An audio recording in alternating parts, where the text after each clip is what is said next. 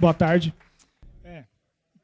Eu só queria que o Edu me tirasse da geladeira na estrada, que faz um tempo que ele não me chama mais. Só porque a gente falou de tech lead lá, e eu falei que não precisava e ficou meio chato. Mas vamos lá. Bem, como o Edu falou, eu sou o Emílio Ayof, eu trabalho no Grupo Zap, sou front-end lá. E eu vou explicar um pouquinho hoje sobre... Melhorar o microfone aqui. Explicar um pouquinho hoje sobre o nosso design system, que é a Lina, né? A gente coloca o nosso design system no feminino, porque o nome é uma homenagem a uma arquiteta que fez o MASP, né? A arquiteta do MASP, a Lina Bobardi. Então a gente trata ela como, a gente trata a Lina como no feminino. Então vamos lá, vamos falar um pouquinho aqui. Eu já me apresentei, né? Tem essa foto fancy aí lá em cima do MAC, lá no museu perto do Ibirapuera. Tá como engenheiro front-end, mas não tem o CREA não, tá, gente? Só programador mesmo. Vai ficar bonito, né? Mostrar para o C-Level. Bem, e vamos lá. O que é um design system? Tem muitas definições, né? Tem muitas definições que definem o design system. Eu não sou designer, né? Sou programador mesmo, mas todo esse trabalho que a gente tem feito no Grupo Zap é em conjunto do time de front-end com o time de design lá. Então, o que nós chegamos? Que um design system é um produto. É um produto que nos permite gerenciar com agilidade e consistência o que nós precisamos. Então, lá, nós lidamos com o nosso design system como um produto, não apenas como fosse uma lib ou algo assim, porque, junto com o time de design e com o time de front-end, nós entendemos que o time de design tem todo um conceito e toda uma arquitetura em si para definir muitas outras coisas que nós, apenas front-ends, porque a nossa parte é código, né? Muito é aplicar aquele conceito e fazer a coisa ficar viva. Mas o conceito em si vem muito do time de design. E é um produto que nos permite fazer experimentos com agilidade. Essa agilidade não necessariamente é velocidade, tá? Pode se levar muito para produtividade. É isso que a gente leva muito em consideração.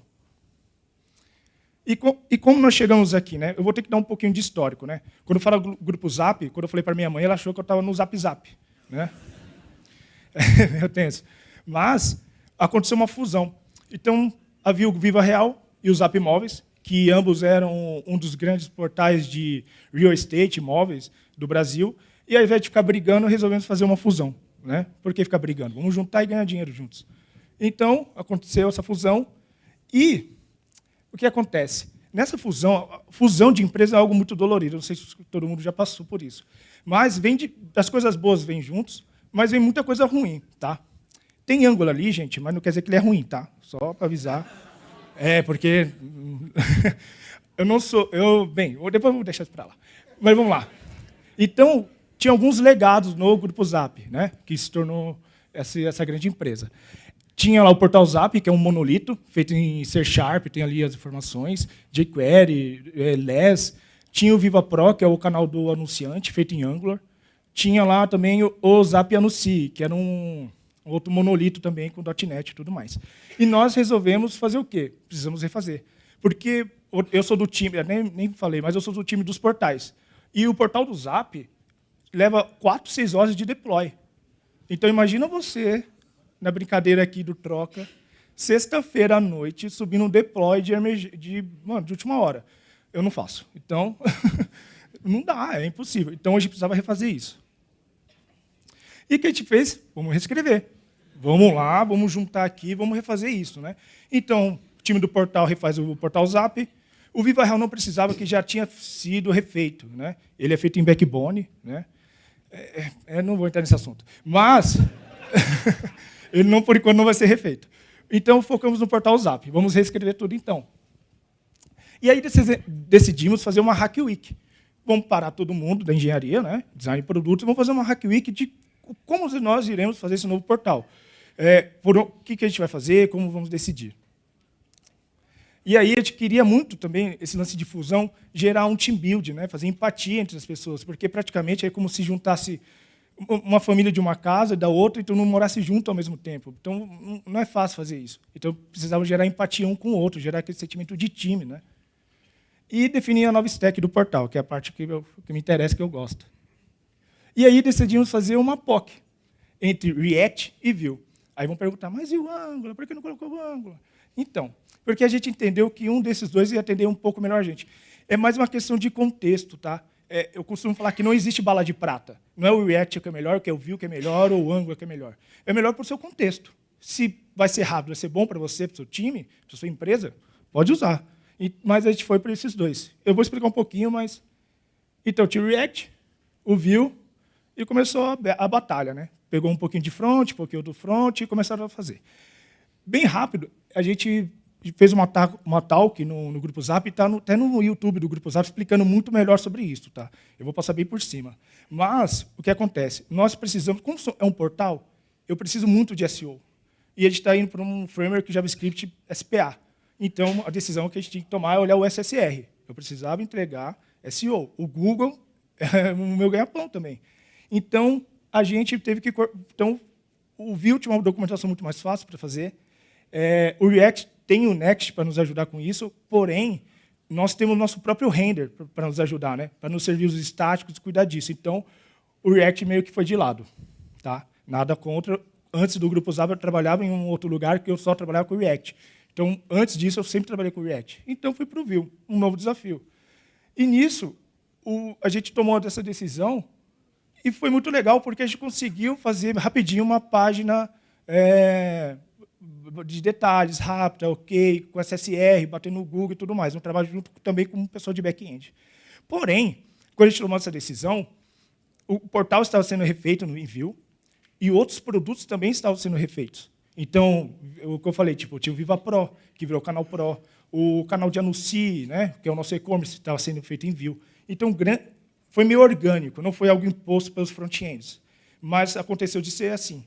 Porém, começou a surgir código duplicado. Então, se eu trabalhava no Zap, o Anuncie tinha a cara do Zap, o mesmo brand, então tinha os dois headers no mesmo lugar.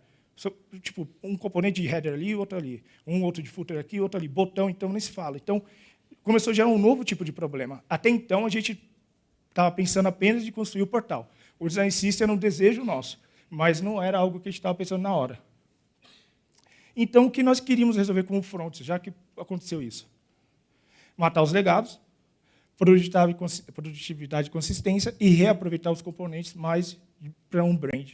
Porque o Grupo Zap tem Zap Móveis, Viva Real, a linguagem de InkPro, que são os internos e mais alguns produtos de back-office. Então, dá isso no mínimo 3 brands. A gente precisava lidar com isso sem duplicar código. Então, lá no Grupo Zap, os fronts, nós fazemos uma guilda, né? Cada um fica nos seus respectivos squads, só que a gente queria, poxa, tem uma guilda nossa a cada 15 dias, nos reunimos e tomando algumas decisões de arquitetura e tudo mais. Então, para resolver esse problema de código duplicado, a gente olhou, todo mundo está usando o Vue, vamos juntar tudo e colocar num único repositório. Então, até então, o portal Zap é o que tinha mais componentes em Vue. Então, a gente, nessa premissa, juntou alguns que faltavam, e criamos nosso repositório. E aí vem um contexto. E como está o time de design? Nós, ali no front, estávamos nesse perrengue, se virando. E o time de design também estava na mesma situação, que tinha acabado de fazer a fusão. Eles também queriam resolver problemas para eles, né? E aí, esses eram os problemas que eles queriam resolver, que eles queriam atingir, que era consistência, agilidade, garantir qualidade, dividir vocabulário e testar mais rápido. É uma coisa importante para a gente. Então, a Lina vai vir disso. Ela vai vir de um problema que existia e ela vai surgir como solução. Eu sei que é um momento que a gente está vivendo, muito assim, com design front, um hype de design system. Né? Parece que você tem que fazer um design system e tudo mais. Mas não necessariamente tem que ser assim.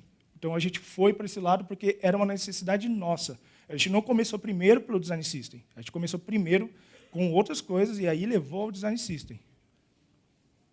E aqui é o sketch do time de design tentando organizar. Até então, era só uma biblioteca dentro do sketch. E eles mesmos consideravam. Isso não é o design system, é só uma biblioteca. Então, com o trabalho em conjunto, né, a Ana até falou bem disso, de essa junção de cocriação, né, que junta o time de front-end com o time de design, e a gente conseguiu criar a Lina. Então, nós do front ajudamos com as nomenclaturas, definições de tokens e código, e o time de design com a estratégia das estruturas dos componentes. Então, é um nascimento de um design system, de um produto, de ambos esses pais aqui. Senão, não seria possível fazer.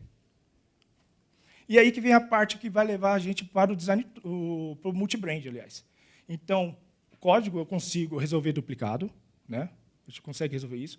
Mas como eu vou lidar com multibrands com o design system? Eu vou ficar duplicando coisa, duplicando variável, como eu posso resolver?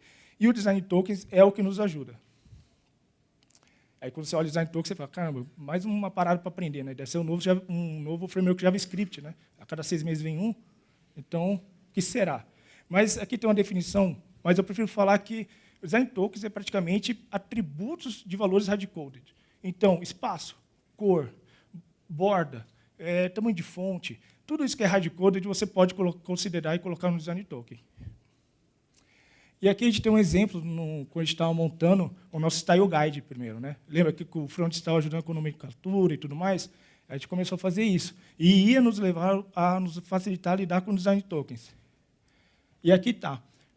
Não sei se dá para ver muito bem, mas são nossos padrões de cores, né? E ali tem um color primary darker, e assim vai.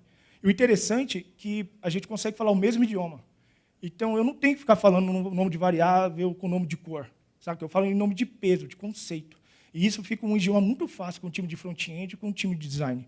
E isso cria uma interação única, que a qual a gente fica muito mais produtivo e ágil.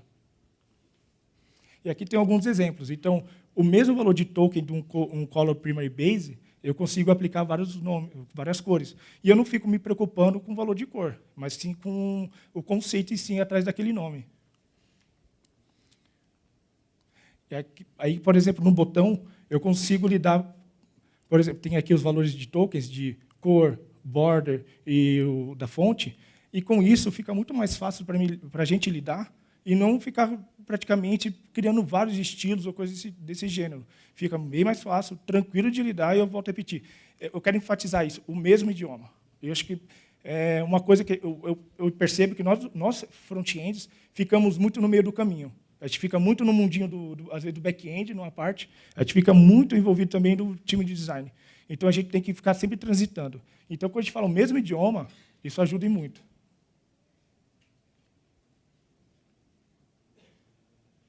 Ah, sou eu, gente, apertando errado aqui, desculpa. Mas, deixa eu pôr aqui. Mas, ok, todo conceito, bonito, legal, tokens, mas como a gente pega isso e traz para dentro do meu código, como eu lido com isso? Não é eu de novo fazendo errado. Bem, eu espero que dê para ver, mas vamos lá. Aqui nós temos um JSON onde a gente define como vai ser a estrutura do design token. Então, eu tenho um atributo, eu tenho como fosse o tipo e o valor. E, em cima disso, eu vou gerar SAS, XML para o Android e o Plist para o iOS. Você consegue lidar com isso e exportar os tipos. E aí já me perguntaram, né? Acho que foi até o Matos que perguntou, safado, do tipo, poxa, isso não seria praticamente ter folhas de estilo de CSS? Poderia. Você pode ignorar isso e criar folhas de estilo diferentes, seguindo um padrão específico. Mas a ideia é possibilitar o time de design também mexer nisso e possibilitar que outras plataformas usem isso. Então, o time de Android, mobile, o iOS, usam isso também. E, no final, é aquilo, todo mundo fala o mesmo idioma. Então, a partir dessa estrutura de JSON, eu consigo gerar para todo mundo. Tem ferramentas que permitem usar YAML. Mas o interessante é isso. Você não se preocupa com coisas pequenas, coisas de átomo, você vai para coisas maiores. Mas como eu consigo usar? Bem, a Salesforce tem o TIL, que permite você gerar esses design tokens, e tanto para web quanto para mobile. Tá? É uma ferramenta muito interessante. A gente chegou a tentar usar e tudo mais, e a gente foi para uma outra opção, que é o Style Dictionary, que é o da Amazon. Ele é muito mais flexível. Ele faz a mesma coisa. O TIL, por exemplo, te permite usar YAML. Ele não, usa JSON, mas isso é irrelevante. O importante é que você tem, eu acho que tem muito mais liberdade. Você consegue lidar, além de passar para específico, poxa, eu vou passar para Android, vou passar para web, eu consigo lidar também com plataformas e brands. E aqui que vem o pulo do gato, eu consigo fazer brands aqui. No TIL eu estava muito amarrado, eu não ia conseguir lidar isso muito fácil. Então, com base de um simples script de for, praticamente um array com os valores de nomes, eu consigo interar e passar para cada um, olha, gera para esse, e assim sucessivamente. E eu acho muito interessante isso daqui, é bem legal e bem fácil. E aonde nós estamos? Eu passei tudo isso para mostrar o resultado, onde a gente chegou. E a gente tem a Lina, que é o design system do Grupo Zap. a gente considera que está na versão beta, não é open source ainda. Não é open source ainda. Então, a gente imagina que um dia possa ser, afinal, mas, por enquanto, não. E a gente está usando tudo o que ela nos possibilita para agilizar e, assim, nos dar produtividade. Então, vou dar um exemplo. Muito produto surgindo lá e teve uma hora que não tinha front suficiente. Eu estava apertado no portal, os times também muito apertados. Então, a Lina possibilitou um back-end trabalhar com Vue e não se preocupar com cor, gente. Sim, praticamente. Todo aquele conceito que o time de design já tinha feito já estava escrito, já estava feito. Então, ele só teve que usar e aplicar e seguir um layout. E foi muito rápido subir um produto em tempo assim, bem considerável. Então, o que nós temos lá? Design tokens, suporte para web nativos e uma documentação viva. No início, a gente começou com um storybook, só que aí fica um pouquinho complicado de usar. Então, a gente foi para uma outra solução. E aí, a nossa stack da Lina, praticamente, o que ela usa são os principais, né, tirando aquele package gigante do que nós temos. Então, a gente está usando o Vue. O Vue, praticamente, eu não vou dizer que é a nossa principal stack, mas a gente não fica preso ao Vue. Então, se surgir um produto que precisa de React, por alguma razão, a gente vai usar. Mas, como a Lina é feita em Vue, a gente dá essa preferência. Então, a gente está usando o Sass como pré-processor, o Jest, o Webpack. Sem o Webpack ia ser bem complicado. E aquele sapinho ali, maroto, aquele sapinho, é o cara que cuida da documentação. Ele permite, com o Markdown, ele é o Vue Style Guide. Ele me permite, com o Markdown, escrever e gerar código. Então, eu posso aplicar meu componente para o Markdown, escrever, ele vai renderizar aquela documentação aqui anterior. É esse cara que gera isso para a gente. Então, fica muito mais fácil de lidar. E, poxa, o time de design tem acesso ao Git, usa o Git, então eles escrevem em Markdown e é bem tranquilo, é bem legal. Vai passar a animação de novo. Mas, então, isso é bem interessante que nos ajuda. Um detalhe que eu acho legal também é que teve um momento no Grupo Zap que um time ia fazer uma documentação externa, das nossas APIs e tudo mais. E aí, estava tendo discussão com o rapaz, o back-end do time, se seria necessário usar o Vue. E a gente achou que não, que ele ia utilizar o Hugo, né, para ficar bem mais fácil. E como a gente fez com que a Lina exportasse o CSS, porque tem os módulos em Sass, tudo para você importar um Sass específico, mas você consegue também importar CSS, pegar o CSS gerado ali, cru. Então, você trabalha como se fosse para pensar como fosse o nosso Bootstrap. Então, com aquela documentação, ele conseguia olhar o botão, ver qual é a classe gerada ali. Aquela documentação gera o HTML para mim também, gera o Vue e o HTML. Ele consegue olhar, copiar aquilo, praticamente, e verificar as classes. Então, a Lina também nos serve como um guia para quem também está fora do Vue. Isso é muito interessante e nos abre muita possibilidade em muitas coisas. E aquilo que eu estou batendo é o mesmo idioma. Então, a gente consegue trabalhar isso com vários times e vários produtos. E todo mundo falando do mesmo jeito, é muito mais fácil a gente atingir o nosso resultado. E a interação. Então, o Design Token em si, a gente consegue fazer toda essa interação. Ali você pode ver que o nome específico é o Color Second Base.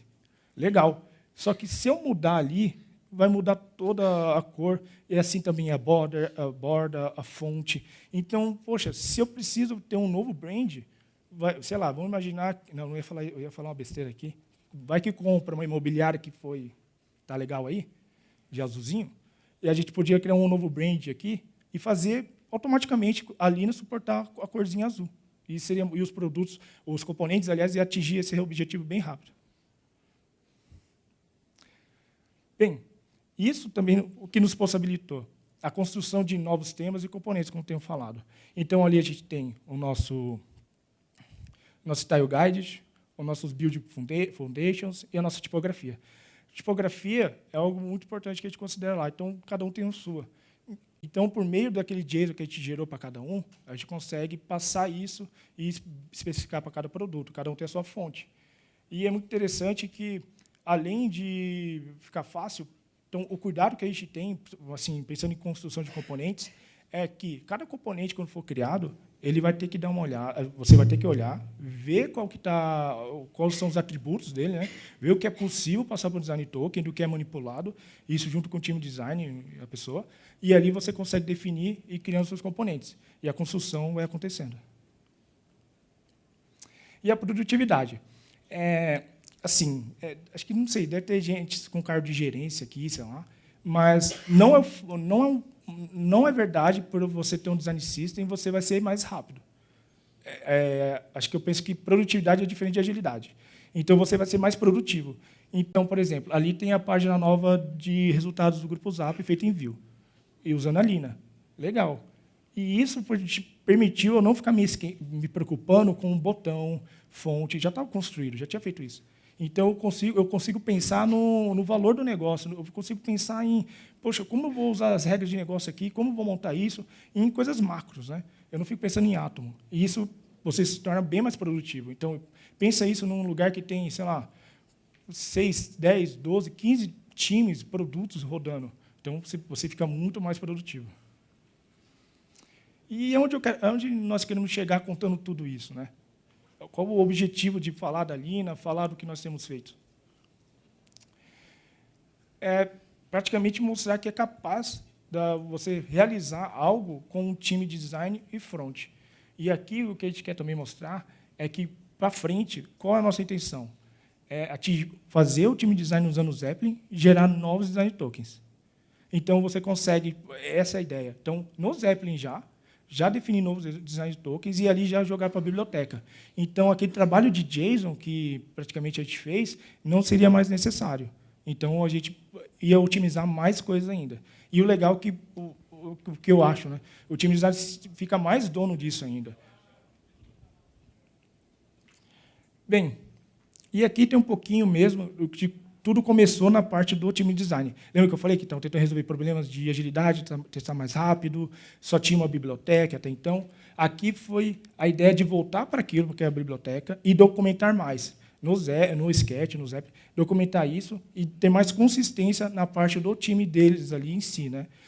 Então, a partir disso, no Zeppelin, com cada documentação sempre atualizando a Lina também no Markdown. Porque ele tem a ideia que todo o conceito, toda a escrita fique ali. Para qualquer um que for acessar dentro da empresa, consiga ler e saber os porquês que nós fizemos aquilo.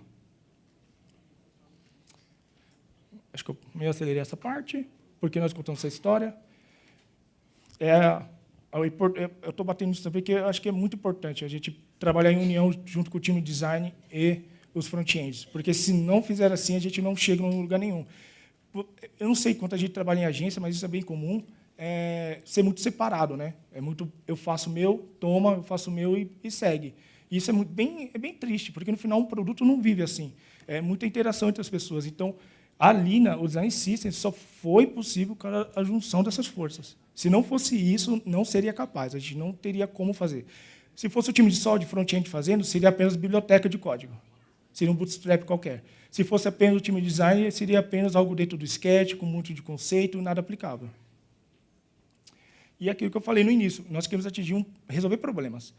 Não era apenas fazer um design system por ter design system. A gente queria muito resolver o problema de código duplicado, queria resolver multibrand, putz, como eu vou fazer isso? Então, tudo isso foi nos levando a resolver junto com a Lina.